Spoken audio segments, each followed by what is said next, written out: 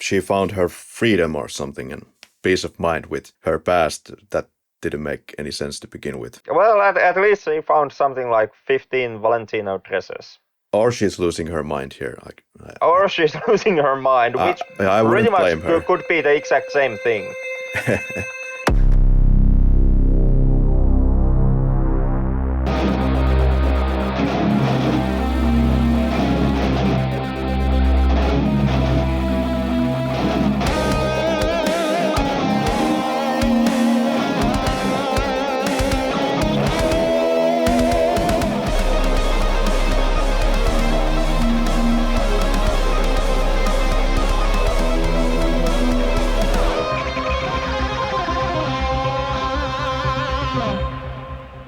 Moving from linear to the abstract, it's what you get. The Flick Lab podcast. Welcome to the Staggering podcast. Also, something that Henrik might call a taidehärppäys in Finnish. Except, this is kind of, you already seen it version of taidehärppäys. We have had the Uncle Boone, from which our today's film borrows its cinematographer. We're also borrowing a musician from our past episodes. Yeah, going all the way back to Merry Christmas, Mr. Lawrence. And since we are talking about your personal dream team of filmmakers, we are also borrowing the director, Luca Guadagnino, who we previously met in Call Me By Your Name. Yeah, fine dude. One of my favorite episodes to do and to watch also. The guy whose name I still cannot pronounce properly, Luca Guadagnino, I'm sorry. But luckily we have easy to pronounce Western names like Julianne Moore and Kyle MacLachlan and Mia Goth. Alba Rothbacher. I admit that I had to go to the powers of Google to check out how to pronounce MacLachlan. The pronunciation feature of Google Translate really has become a friend when doing this podcast. Yeah, we checked Call Me By Your Name from the director before, and it was inevitable that there'd be more Luca Guadagnino in the show. Yeah, and we still haven't been able to touch upon the Suspiria remake because we are kind of lazy that way. We could check that.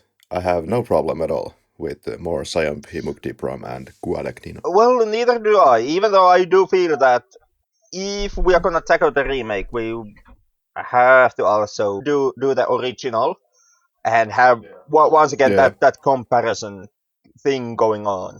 And go once again back to Italy. Tonight's film, The Staggering Girl, it's been one of the movie.com streaming platforms' most promoted film, if not the most promoted film of the entire year. And there's good reasons for it. Movie.com is this kind of a taidehärppäys platform for films or a platform for art cinema. If our listeners want to see this film, they can go to movie.com, and if you go to our Facebook or Twitter or Instagram pages, you can find an invite to movie. So if you use that and subscribe, we will get a free month in movie. What's your history with this film, Henrik? Never seen it before. This also was my first go-to with movie as a service.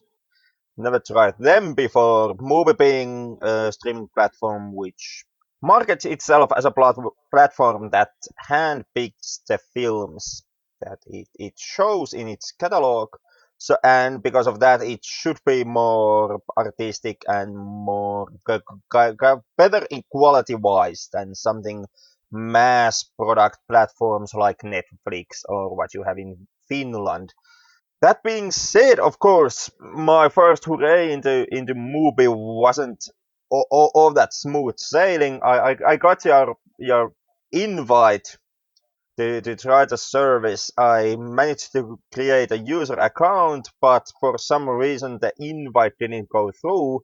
So I'm currently going through my 7-day trial period. Well, at least that. So let's hurry up making this episode before You need to pay unless you're going to stick with movie. I've been a customer for like 6 months, but of course because I do a film podcast, I don't have time to watch films, so I haven't seen too many. There are some short films that I watch every now and then. Nice thing about film is that indeed I would say all of the films almost all the time are something that you cannot find in Netflix, and if you need a break from Netflix into something more, let's say, artistic in the lack of a better word, movie.com is real nice. And the way that the platform works is that there is always like, is it exactly like 30 films? And well, anyway, every day they will remove one film, so it's like a changing catalog of films that is updating every day. One movie gets removed and one movie gets added. This is also some kind of a way to get more quality into the platform. You keep it for a shorter time, and whereas Netflix, I don't know. Yeah, and you know, if you cherry pick your films, you're kind of in a due course of time, you're kind of forced to land on at least something good. Uh, what is that Staggering Girl? Well, it's an experimental art short film from Guadagnino, as stated, and produced in collaboration with the Valentino clothing company's creative director Pierpaolo Piccioli. Which kind of does show extremely forcefully when you watch the film, to a point where I would almost make the case that it's at times it's hard to say which one this is. Is this artistic experiment, short film, or is this just short film length clothing commercial? Yeah, this is a statement made by many reviewers of the film, and I understand that, and it's a hardly new concept that films seem to be kind of like advertisements for clothing companies every once in a while. It also ain't a new concept like established filmmaker, director, and actors to appear in a highly stylized commercial short film. Tire companies and whatnots have been putting these stunts off. However, the director of the film, Guadagnino, is adamant that this is not an advertisement of any kind for the clothing company, more it's like his story that wanted to emphasize or give some kind of a more character for the characters as well via their clothing. To be honest, when I was watching this film for the two first times, without knowing anything about the clothing company, basically, I didn't even really notice. I mean, I saw that there's a lot of fancy clothing in the film, but didn't feel like it was screaming advertisement to me. It doesn't necessarily scream advertisement. Of course, your take on that may differ depending on how much of these high budget advertisement films you've seen, because this film actually does do quite a lot of the same tricks as for example your car or tire commercials. And in many ways I can see the comparison between those advertisement short films and Lucas short film here. This film had its world premiere at Cannes Film Festival on May 17, 2019. And from here we could go to the writer. This film is written solely by Michael Mitnick, American playwright. This film is much criticized for its screenplay, at least looking at the professional reviews that I have found. But we will get to that. The Variety has also selected Mitnick as one of the 10 screenwriters to watch in 2013 and has won awards for his theater work. He's mostly like a playwright, as stated. So, Julianne Moore. Who is Julianne Moore, Heinrich? Do you know anything about this girl? Mostly unknown. I don't know if that many people anymore know Julianne Moore. The star has been waning during the later years. The most notable time period for Moore is kind of behind her, unfortunately. Uh, uh, I would concur after watching in the theaters, unfortunately, the film Gloria Bell from 2018, and I almost tried to kill myself doing it. Any other actors or actresses that you would like to pick up here? Well, outside of Kyle, not really. Like you do have some familiar faces. If you've seen the director's previous works, like previously mentioned, for example, Goth, who also appeared in the Suspiria remake. But when it comes to the main cast, I would say that Julianne and Kyle, they are the most perhaps well-known, most recognizable faces of the cast. Kyle MacLachlan, who is known for the 90s version of the Twin Peaks TV series and the film prequel to it in 1992, and has appeared in a couple of David Lynch films. There is the Dune from 1984. The new version of Dune is, of course, coming at the end of this year. Also appeared in David Lynch's Blue Velvet. Yeah, technically, Kyle, at least for me, he's always been the Lynch guy. His heydays, unfortunately, were with David Lynch. Oh, And his heydays were with the film The Flintstones from 1995, playing oh, Clifford Vandercave. brutal. I had actually forgotten the Flintstones completely. Yeah, the film that I saw when I was about 7 years old and already was like, turn it off! That was nearly unwatchable mess. And you mentioned Mia Goth. She plays young Francesca here. I could only figure out from the interwebs that she has been in Lars von Trier's Nymphomaniac. The Kiki Lane is playing this adult character, the Black Lady. And she's known for If Beale Street Could Talk, Native Son, and The Old Guard, all films that I haven't seen and I have no touching point on. Old Guard being the now hot shit film of Netflix. It had its highlights like 3 weeks ago, and I guess in Netflix terms that means that now today everybody's already forgotten the movie. And in cinematography, as already stated, Sion Mukti Pram. And, well, let's just talk about the film. This is, of course, a film that requires a bit explaining. There's an artistic decision.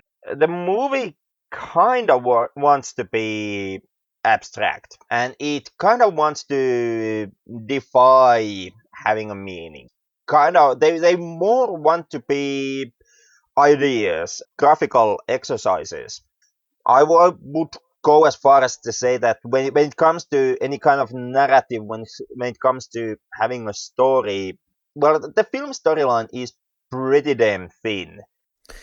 Well, it depends, I guess, what you see in the film and how you connect the dots, or if that's even your point. Film doesn't really. It truly doesn't want to you to connect the dots or really to create a story. Like this is kind of the Moulin Rouge situation that how can you approach and what can you really say about a movie that doesn't want to be something like can you fault a movie for not having a storyline and not really having your traditional something to say in it if the movie knowingly wants to avoid it.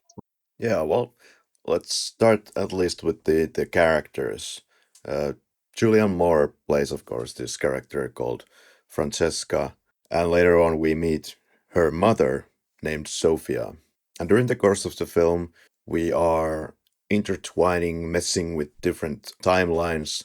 There's the past and there's the present day, and scenes involving Sophia and Francesca, and it's something that Francesca is remembering, kind of going through her past at the same time that she is writing her memoirs. And but there's also this mystery character, sort of this adult, this black lady character, who sort of seems to write the memoirs of Francesca as she kind of takes over when Francesca is trying to figure out what the hell to write about her on her memoirs. And kind of what the character of Adot is shown to experience here, or what she's explaining about, it is something that also Francesca has experienced, at least partly. And it's also something that the mother has experienced, as it's stated in the ending moments of the film. Yeah, then again, what other describes having experience? It's kind of a overall experience or very general experiences. Yeah, and in the first moments of the film, we are in Francesca's what seems to be a rented apartment in New York, though. So, in the first goes of the film, I was thinking, of course, that this is the rented apartment in Italy because she needs a rented apartment there. But no, as she goes outside, we figure out that it's New York by the taxis and everything. But Yeah, and apparently that I'm guessing that's supposed to be, well, like, her apartment, because the main point of the story when it comes to narrative wise is that Francesca travels to Italy to ask her mom to come with her to New York.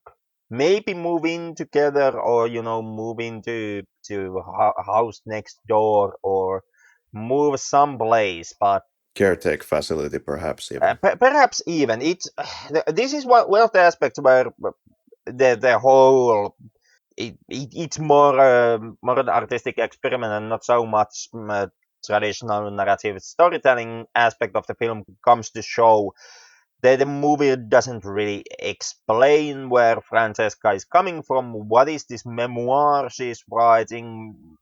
Whose memoir she really is writing? It's hinted that it's hers, but it's never really stated. Everybody just asks how the memoir is going. Including the supposed husband of Francesca. She's having a phone call with the supposed presumed husband, but then she cuts off the phone call once he starts to ask questions like, how is the writing going? And Francesca, I miss you. Can you please come home? So it seems to suggest to the audience that all is not going well in this relationship, whatever kind of relationship it is, because maybe because Francesca is secretly still in love with this mystery character that is also kind of intertwined with her character in the film. This person from the opera. Yeah, perhaps, or then not, because nothing is going that well with Francesca altogether. But all her interactions with other characters of the film, they are kind of icy and somewhat tense. Hell, even when Francesca is doing something like walking down the street, she has this troubled, haunted look on her face, like, oh gosh. What about mom and the boy toy boyfriend, husband thing that she has? I think Bruno is some kind of a personal assistant to her because at least that much is stated that from Francesca's mouth that it suggested that she is living there alone. So it seems to suggest that they don't have any sexual going. Like, Bruno is complaining how Sophia doesn't want to open up, and she's pushing people away. And that's an emotional argument to throw. You are pushing me away. And likewise, we have never even actually, being shown Bruno cashing in a paycheck. So if he is supposed to be a personal assistant, someone who is being paid to help Sophia out, well, you never really see that one either. You see Bruno around the house. In fact, you see bunch of dudes around the house, or houses. All of those dudes being Carl McLachlan, who actually is all the male characters of the film, just to add more into the confusion. Yeah, they ran out of budget, so they had to use Kyle MacLachlan in all the male lead scenes. No, but we can get to why this happens. But okay, that's interesting about the scene where Francesca is hearing during the nightly scene in her bed, supposedly this argument going on, because I thought this was based on the past. I guess because many of the previous scenes where she heard voices, they were from the past. So I instantly connected this to the past. But now that makes kind of sense, this whole argument quote, no, this is because I'm losing my sight, it's because you're absent, it is not obsession, it is a choice. What have I missed? You just don't want to grow old with a It's blind never woman. established when Sophie started to lose her eyesight. She's blind now as an old person when Francesca returns to Italy. That at that point in time, she is blind. But when that losing of eyesight started, never established. So that might be, like you said, that might be an earlier memory, something that Francesca heard in her teens or somewhere around that time. Something that makes this all even more confusing is that, as far as I was able to pick up, it would appear that at least the chain of dialogue from Sophia's end would start with the actor of her younger self. The actor of the younger Sophia would be the one who would first yell, shout, no, which is the very first thing that you heard from the dialogue exchange between Sophia and, well, whoever is Carl McLachlan being at this point of the film. Yeah, this argument, nightly argument. I thought it could be also young Sophia and some kind of early fling that she had going on when she was in her 20s or something like that. Like mentioned, the film does take these deliberate steps to make piecing this together and to actually define who is the character speaking at any given moment, more harder to the audience. To add even more to the confusion, in the very next scene, it's daytime, and at this point, Carl McLachlan's Bruno is walking out of the household, apparently now being kicked out. Dear listener, if you haven't watched the film yet, for some reason, do yourself a favor, at least go through the synopsis of the film first, because you won't even get to know many of the character names if you don't, and you will not know the motivation of Francesca going to Italy if you don't. And you also don't know that she is actually traveling to Italy until you get to this somewhere at the midpoint of the film when she utters the words to her mother that, hey, I want to get you out of here. And this is further made confusing because there is not any kind of a shot where you would see Francesca's plane landing in Rome, Italy. No, it's just like she's at her apartment and suddenly she's at this party that supposedly takes place in Rome, and she goes outside of the party place is actually the opera house. Goes outside of the opera house and then just takes her bags and walks over to Mama. Yeah, and before that, between going outside from the party and picking her packs, there's also the mystery scene where she first sees Adat in a pink dress and starts to chase after her.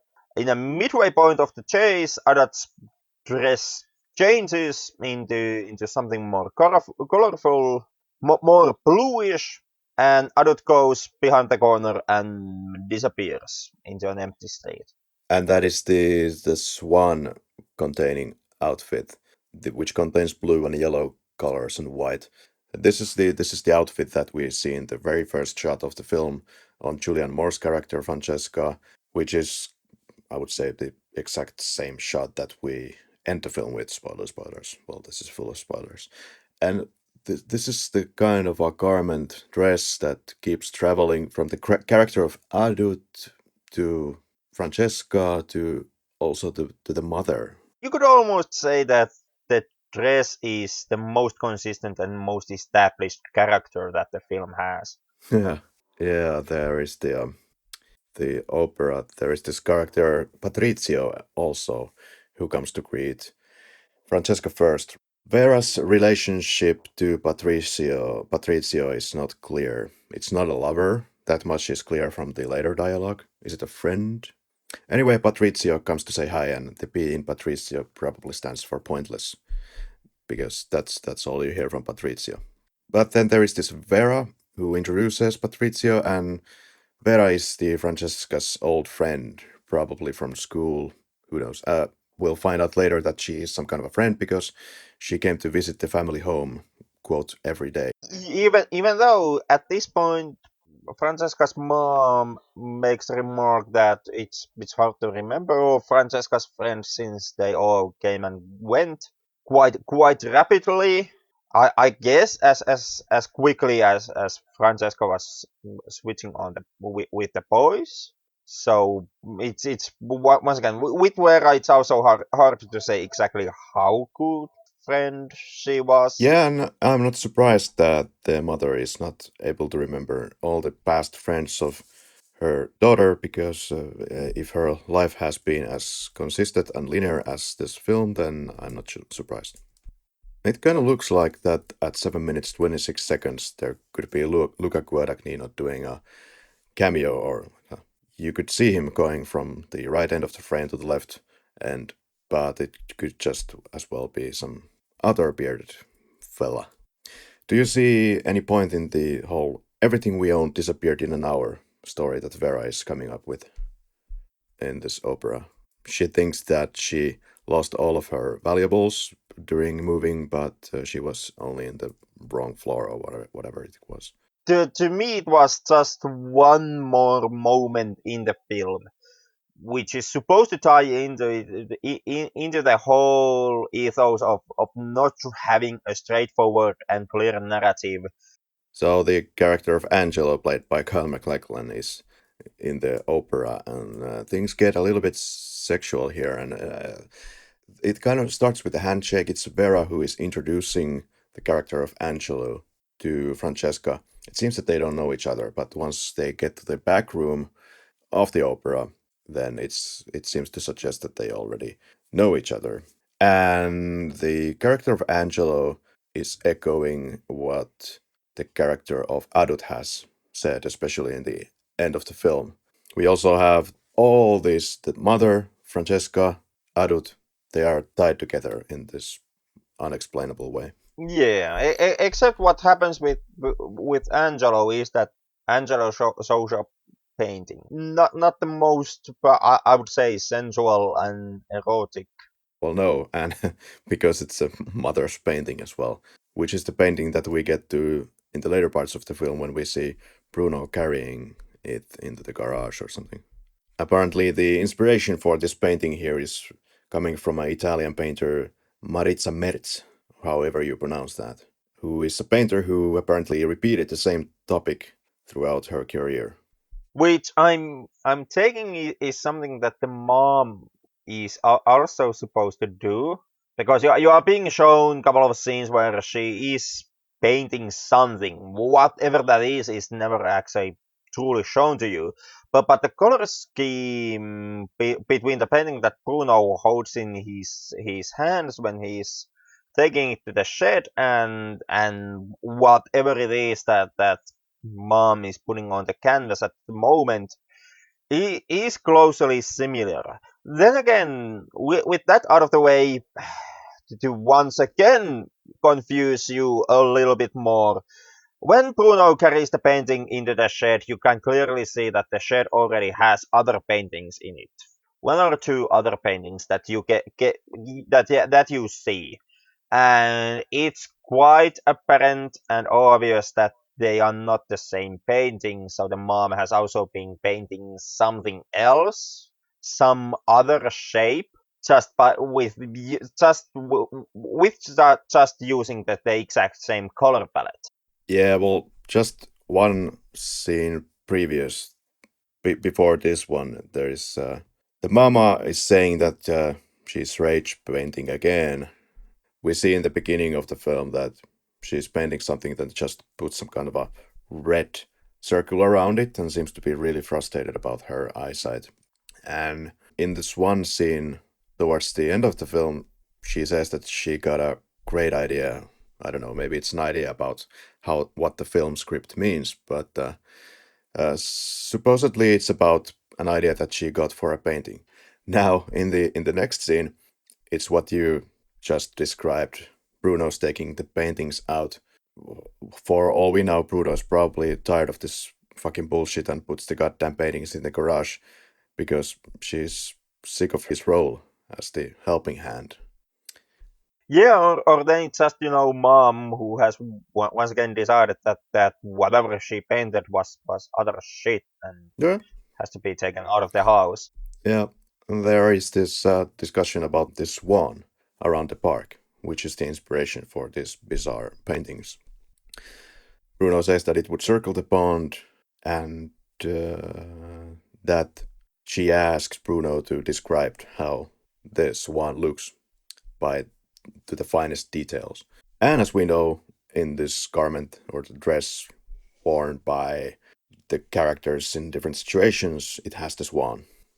Yeah, to me, the whole dialogue exchange in quotation marks, this is really more of a monologue from Bruno.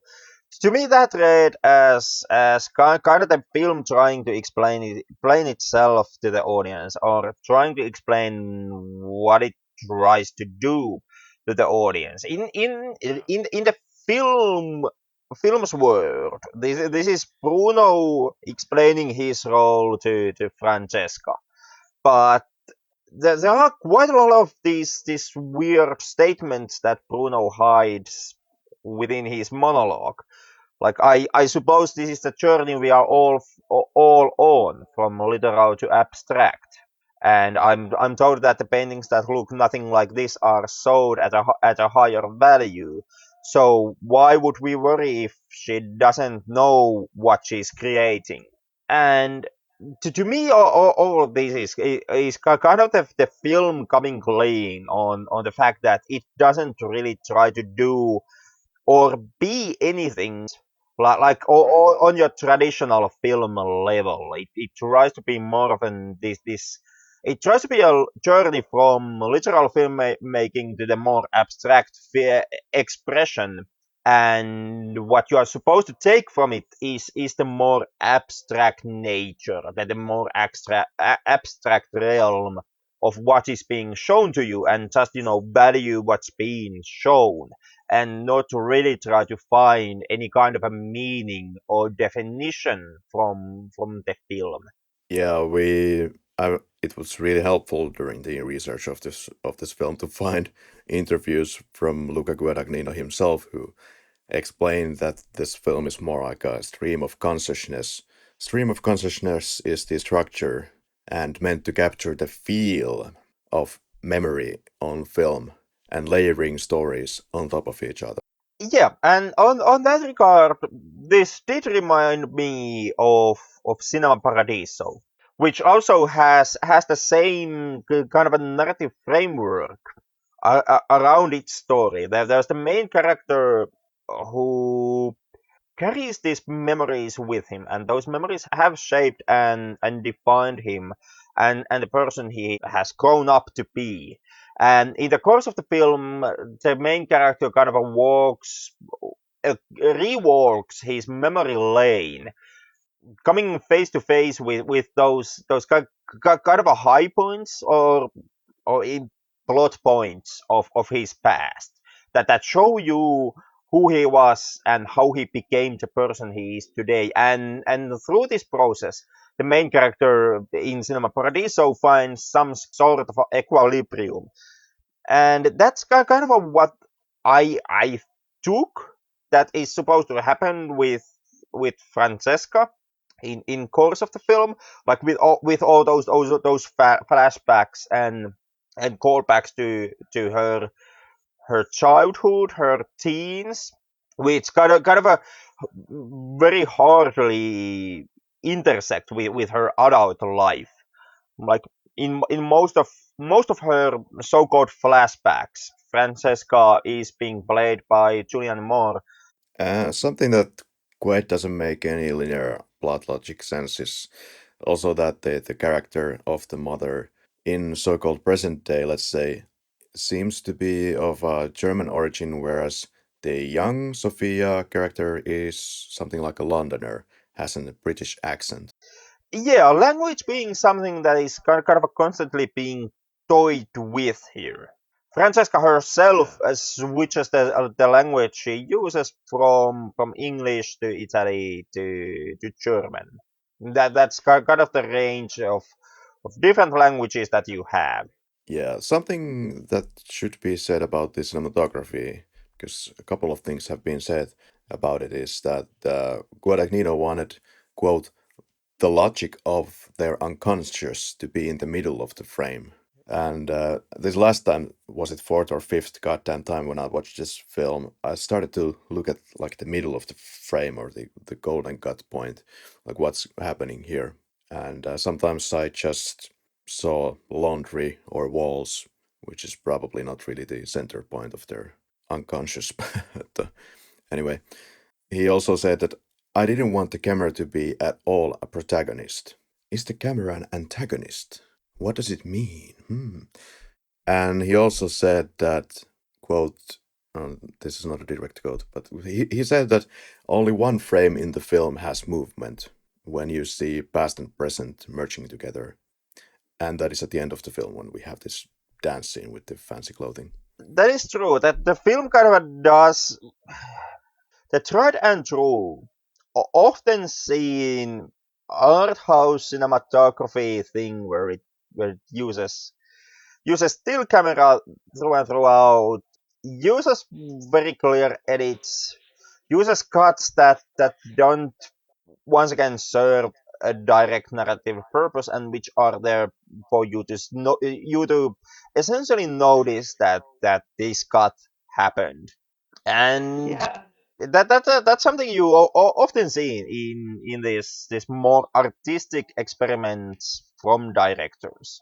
Yeah, just check out how stubbornly, like militantly, the camera just refuses to even tilt when we have this shot where Francesca is approaching the family home or the mother's home, and well, essentially we get a finally when Francesca gets so close to the frame that we only see like a torso shot of her. No, we don't tilt to the close up. We cut to her close up of her face, which I found really kind of the more interesting cuts of the film. I'm not saying that cinematography here is bad. It's quite good for what it tries to do. My problem with the cinematography and with the editing more is just the fact that I have seen this type of cinematography quite often in these more artistic art house short films. So to me, this is kind of an established technique when I saw it here, I was kind of like, oh yeah, yeah, nice to see you once again, camera. Doesn't take out the fact that the cinematography is clearly exquisite in this film, and it's that might be the best aspect for everybody to watch or take away from here. Yeah, I would second that opinion. To me, also the cinematography, even though I did criticize it being something that I've seen quite often in this type of films being used, it still is pretty damn good. Yeah, of course, it's this kind of the camera is always on some kind of a tripod all the time. This still shot imageries are used until we get to the end and we get some moving camera actually. But it didn't bother me. This was also moving faster from frame to frame than usual MacDipron production. And I think the film and the 37 minutes all of it went what goes past quite fast. I have to disagree with that notion. I felt, to me, the film felt a hell of a lot longer than 37 minutes or 30 minutes, which would be the more closer estimate of exactly how much movie you have. The rest of the 7 minutes more are just the opening and closing. Okay, it's very much individual experience. I thought that there is enough to confuse the hell out of you that it doesn't really kind of bore you. Well, surprise, surprise, confusing film is being confusing, but still, I've seen stronger efforts on this territory.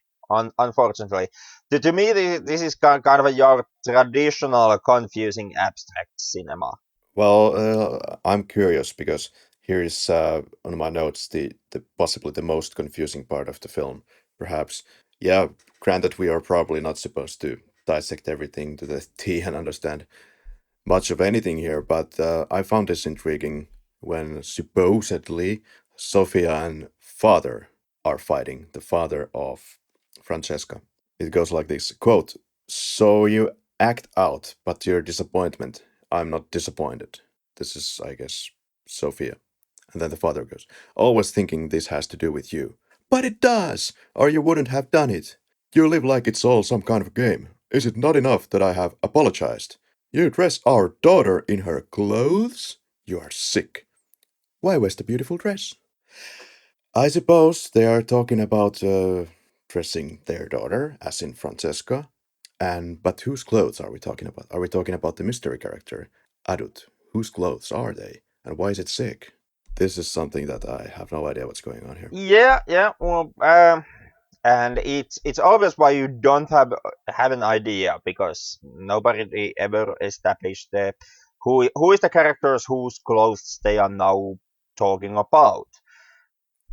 But at the same shot of finishing this scene, there's a shot where we see the father sitting in the chair and with what looks to be a butterfly on his hand. So is this the whoever came out of Chrysalis? Because there's a quote about Chrysalis that Adut says when Francesca is in the rented apartment or whatever apartment it is in New York.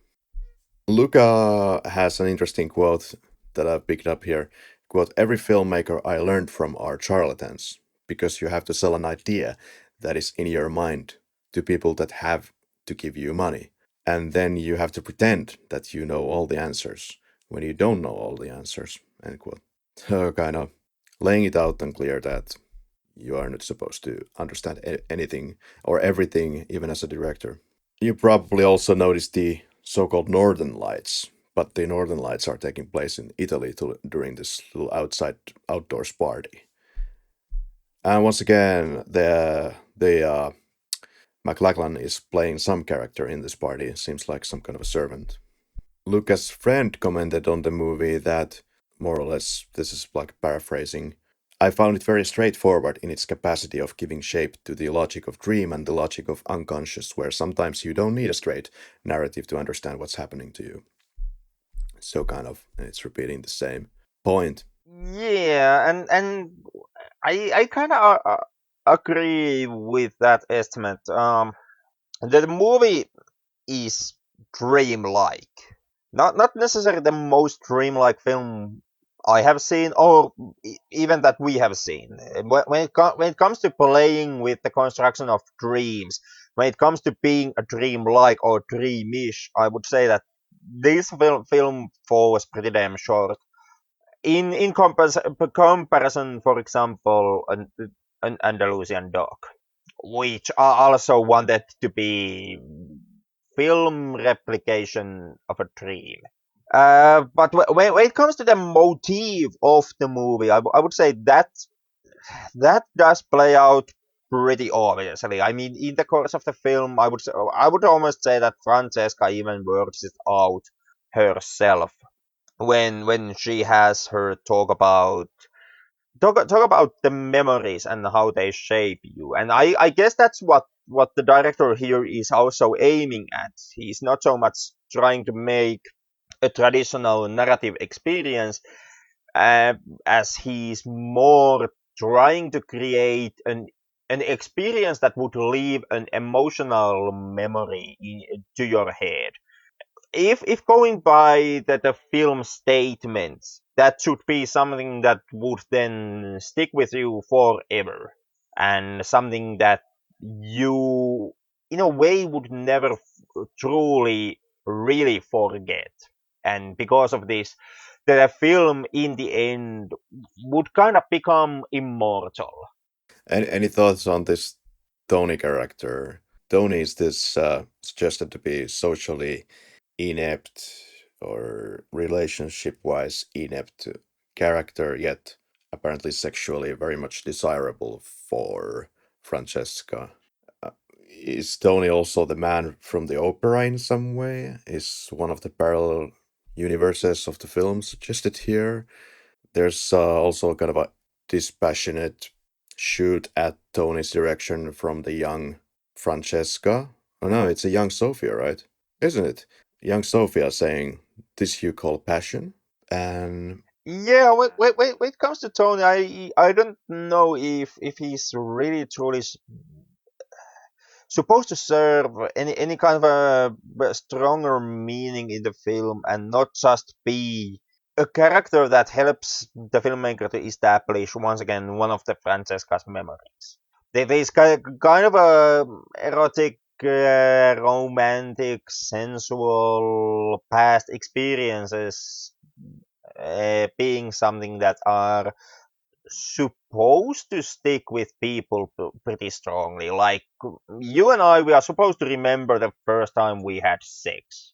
I don't, but people are supposed to do that, and people are supposed to remember their first love, their first awkward kiss, etc., etc., etc. And to me, I mean, in this film, Tony read mostly as a film's characterization of that memory.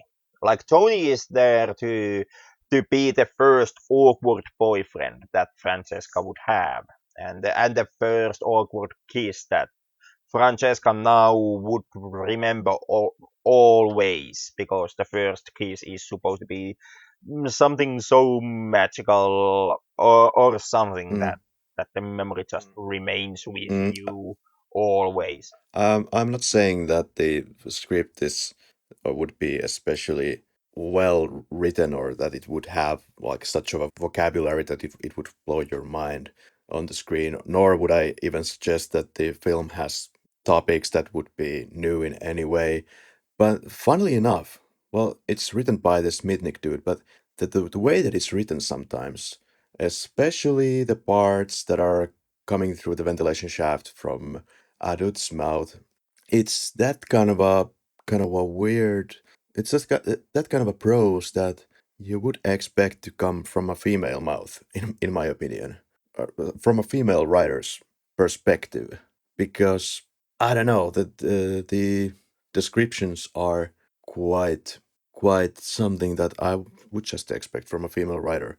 In a way, there's certain tenderness maybe about it that I would not expect from a male writer. Yeah, to me, it's more something that I would expect from a stage writer. Yeah, yeah. Guadagnino has given praise towards writer Mitnick as a writer. He said something like that he's fantastic or amazing or something like some kind of a superlative like that.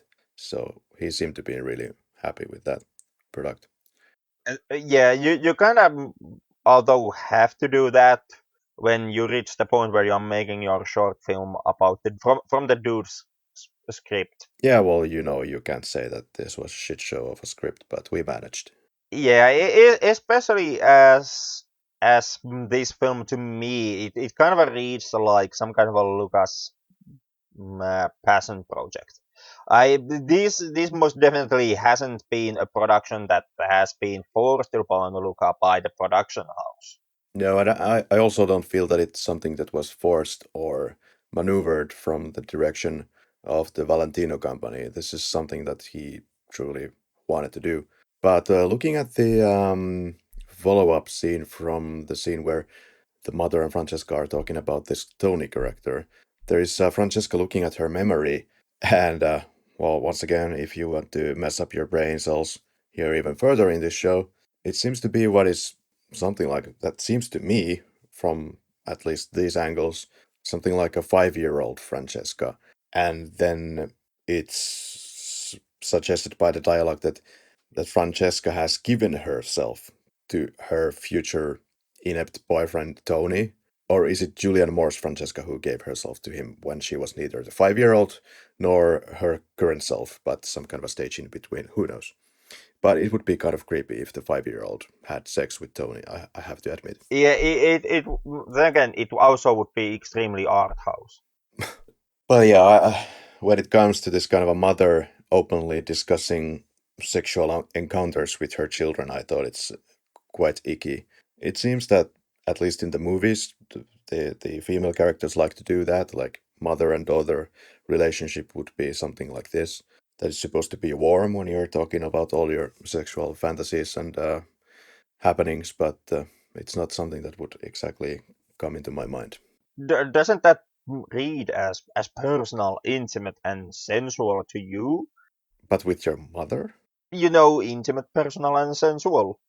Talking in art cinema language terms, I almost make the case that when it comes to art cinema, having weird and at times even creepy discussions about your sexual life with your own mom, that kind of is the go-to wording of these two characters are close to each other. Isn't it nice to talk about art cinema at 9 p.m. on the Sunday night with your favorite podcast friend when you're having a hangover? Well, I must say it is an experience.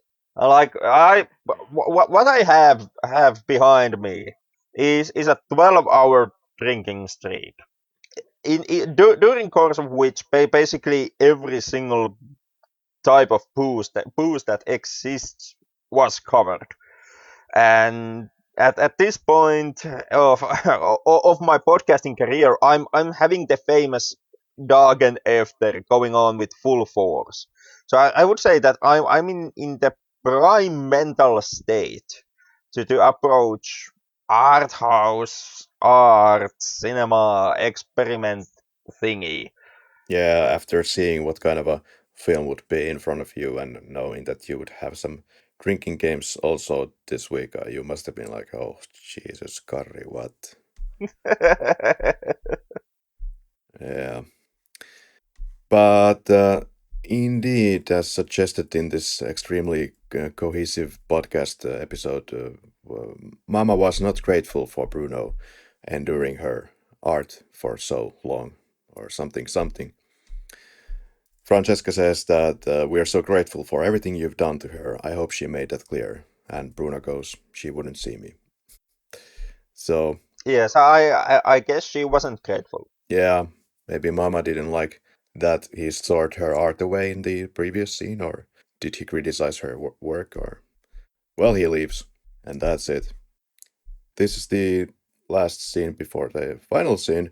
As it happens, we get the kind of intertwining of all of these weirdnesses regarding Adut, young Sophia, Francesca, past, present, and all that. And Francesca is once again trying to convince her mom to move to New York and says that there will still be painting there and her, but she insists that since this is her home, she doesn't want to leave. Like, I guess it's just that Sophia still hasn't figured out that it'll be all right because I think some kind of a much nicer Kyle MacLachlan character will take care of her there as well. So, if she's willing, of course. But here the timelines of the stories of the film get overlap very aggressively. It seems almost like there's at least some linearity in how insane the film is.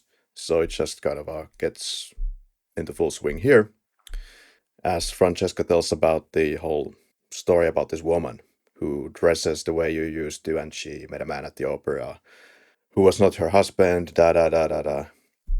And mom seems to be extremely excited about this story involving infidelity. Like, just gets a smile on her face and says, was he handsome? It's all weird. And finally, they are interacting with this character of Adut, who hands over the swan's dress, and then she fades away from the mise en scène. Yeah, the other who up until this point has had the essence of being almost a fictional character, like some kind of a hallucination or ghost or something physical. Now all of a sudden appears to have actually some kind of a physical quality to her as she's being able to pass on the dress the same way as the young Francesca or young Sophie is also now being able to control and lift up physical objects as the young Francesca is the one who first picks up the dress and gives that to Adut for Adut to pass it on forward. Mm, yeah, that's young Sophia. Yeah. Yeah. Yeah, young Sophia. And Francesca ends her monologue of the story with this quote: "Mummy, there's so much in life that I can't express." And then she says in German, "Why not, mummy? Why not?" And the audience is asking probably, why what? But Guadagnino has something to say about, I believe, this part. And he said, quote, Francesca is there to find a way to voice out to the mother how this mother was somehow very heavy lit on her capacity of expression, but the mother somehow subverts this narrative by showing Francesca that actually Francesca has all the possibilities to be somehow emotionally free, that nobody is putting a lid on her. She has to find her own voice. End quote. Fancy, fancy, fancy. And not only that, but Francesca's questioning of why not also seems to be curing her mom from blindness. Oh, absolutely. Yeah, And because that's how blindness works. Absolutely. So we are in some kind of a dream world because presumably this is something that doesn't really happen every day in the real world. And she throws away her walking stick, and now he's having the dress established in many of these scenes. Adut says that show her. Mom goes, shall I? And Adut fades away, and suddenly they are in the last scene of the film, somewhere outside. And mother goes, do you see it? Francesca goes, what is it? And the answer, of course, is it's a Valentino advertisement. Essentially, yeah, it's one bunch of female hippies in Valentino dresses It's like, dancing to non-existent music in the mom's backyard or something like that. well, they're listening to Ruichi Sakamoto's great music. And Francesca looks something like she's going to start yelling, "Get out of my goddamn lawn, you bunch of kids!" But instead just opts out to burst into laughter. Yeah, I guess she found her freedom or something and peace of mind with her past that didn't make any sense to begin with. Well, at least she found something like 15 Valentino dresses. Or she's losing her mind here. Like, Or she's losing her mind, which pretty much could be the exact same thing. yeah, was the kind of a big twist here that she must be the one ready for some kind of caretaking facility at this point. I mean, she could just go look into the mirror and go like, "It's me who needs help here, not my mother." But yeah, that's the film. We reach the end credits in something like 33 minutes. Yeah, perhaps it's good to point out that in case you didn't figure it out, there's also kind of the main cast of the film dancing there. It's Adut, Sofia, Vera, and probably some other characters. We are also given like an extensive list of the dresses in the film. Valentino Haute Couture, Fall Winter 2018-2019, which is there as explained by, was it Guadagnino, that they're kind of like the characters in the film in the way that you list them in there. In this not Valentino commercial. In this not Valentino commercial. All right, so IndieWire's David Ehrlich thought that branded content at its most vapid. And David Rooney from Hollywood Reporter said that, as it is, the risibly artsy film is a stream of consciousness psychological enigma that never coheres. End quote. Yeah, as it's not supposed to, clearly. Mark Rico from the Film Inquiry said, a lot of things, but let's keep it short. While The Staggering Girl takes a journey that's likely to leave viewers feeling lost along the way, those willing to surrender to its abstract delivery will be treated to a highly texturized smorgasbord of fashion and forgotten memories, one that succeeds almost entirely through the mesmerizing power of its beauty alone. End quote. Whereas Stephen Porcio from the headstuff.org said, we never understand the dynamic between Francesca and her mother, Sofia, because the actors playing the younger versions of their characters look like they have maybe 10 years of a difference in age, if that, end quote. Agreed, 100%. It was weird. Emil Maskell from flipscreen.com said that the pairing of the two Italians, Guadagnino and Valentino's creative director, Pier Paolo Piccioli is a stylistic daydream, end quote.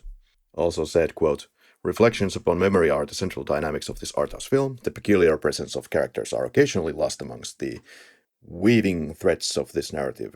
The Staggering Girl fumbles over aspects of its own storytelling, but does manage to thread the needle of mysterious intrigue throughout its delicate fabric, end quote. And if you would like to kind of pull something together from all of these professional reviews, well, in Rotten Tomatoes, it seems that 39% of the viewers like the film.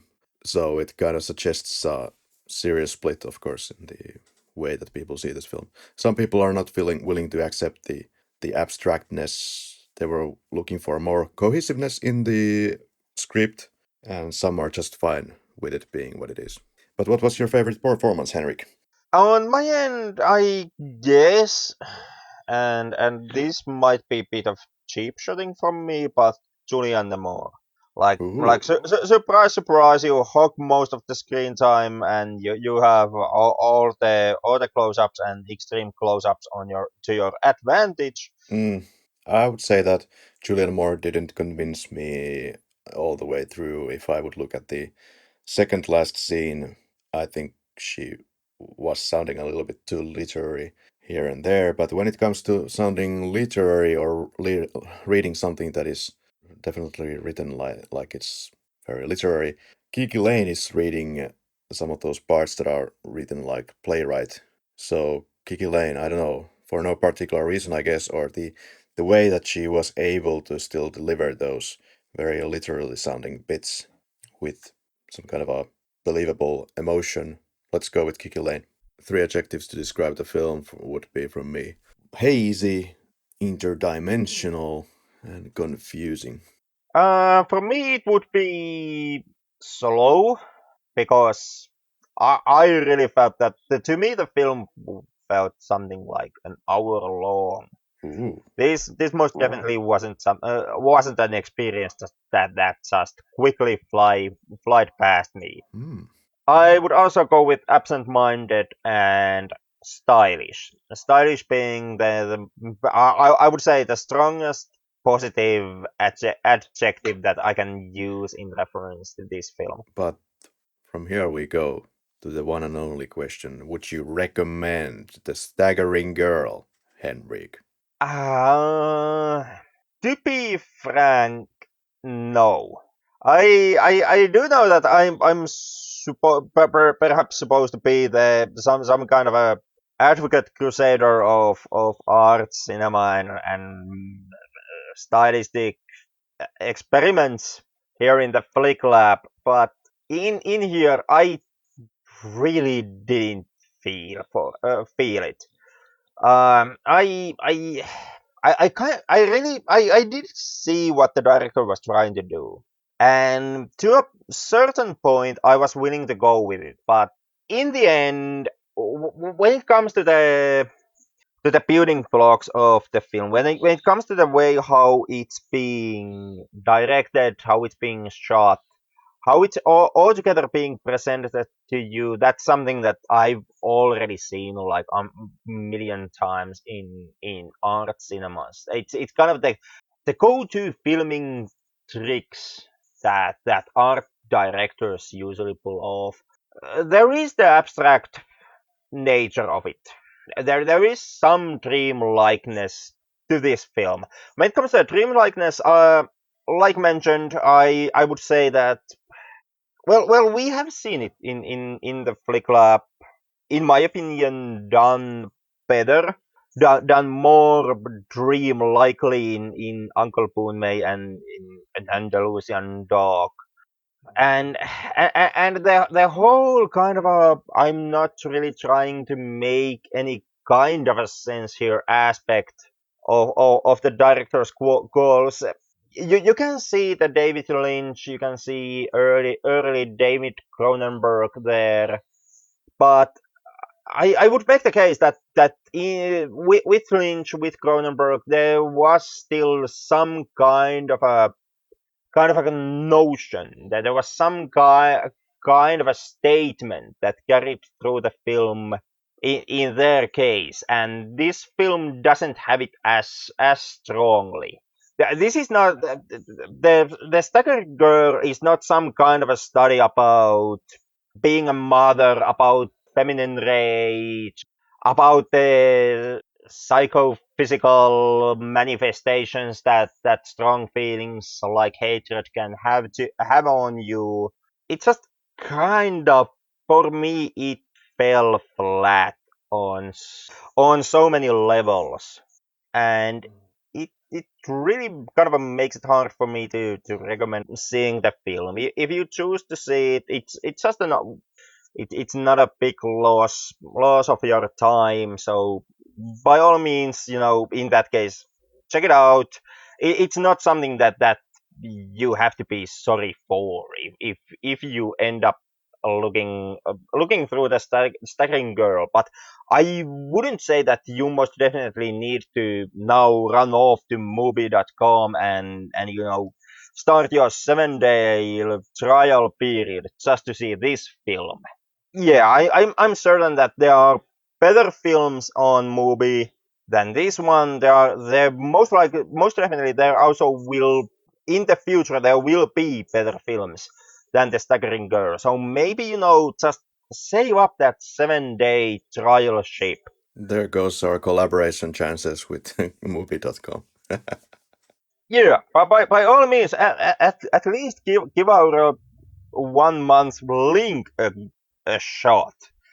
Just don't fuck it up with the credit card info. And if you if you if you have better luck than Henrik, then you should get the 1 month for free if you use our links from the Flick Club Facebook pages.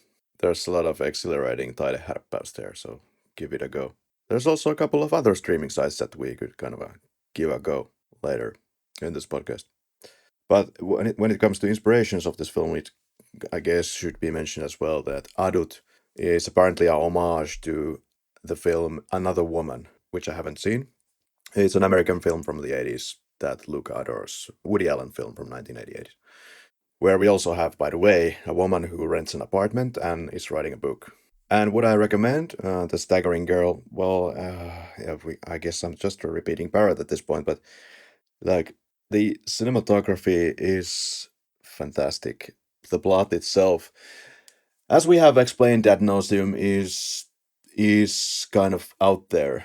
If you are into this really which is kind of a experimental cinema, I would suggest that you could give it a go. It will probably infuriate you that that it's so open and abstract. But if you can get past that, I think it's an easy watch, as you said. Like at least it's 30 minutes to watch, and it's a Guadagnino product. And I think it's something that if you get into this film, it's something that kind of keeps on giving you new dimensions with more watches. As I've now seen it like 4 or 5 times, I can definitely state that. So just give it a go. Give it a go. It's kind of a in the middle recommendation for me because there are a lot of Taide Harppas films in this vein, but I think it's just the cinematography is so good that you can really watch it just for only this factor if you are a fan of cinema enough to respect such of a aspect. Would that be all about the stuttering man or the staggering girl? I guess that's enough. What our next week's Taideherppäys? Well, I was thinking, I've been thinking for it quite a while. I don't know if you're really excited about the fact that I'm thinking here, but I was thinking that we have discussed Dune here, and the new Dune is coming up. Would you be interested in checking out Dune 1984? You mean perhaps the worst film David Lynch ever made? Yeah, we haven't watched any David Lynch, so we could start off. We can start with the one film that even David Lynch is ashamed of. Yeah. Here's the introduction to David Lynch. It sucks. Um, yeah, why not? I mean, it's more Kyle MacLachlan, and there's Sting in some kind of a rocket wing speedo thing. With the expectation that we would check out the new one then when it's out to compare. God damn, this is a workload. But fine. You know, let's cork out David Lynch and not touch upon anything good. That's more like it. Okay, thank you for joining us. And if you feel like giving us a review, then you can do that. Obviously, go to Apple Podcasts or wherever you listen to your goddamn podcasts. In another note, we could kind of start to close off the episode by once again quoting our friend Luca Guadagnino once I find a goddamn quote, which might take a few hours. So, Remember to change your underwear. yeah, he was talking about mood and atmosphere of films. Quote, I think it's important to know that you don't know what you're doing while you're doing it. That's essentially my whole life. God damn. And this episode, which has been as cohesive story-wise as this film. Due next week. Join us then.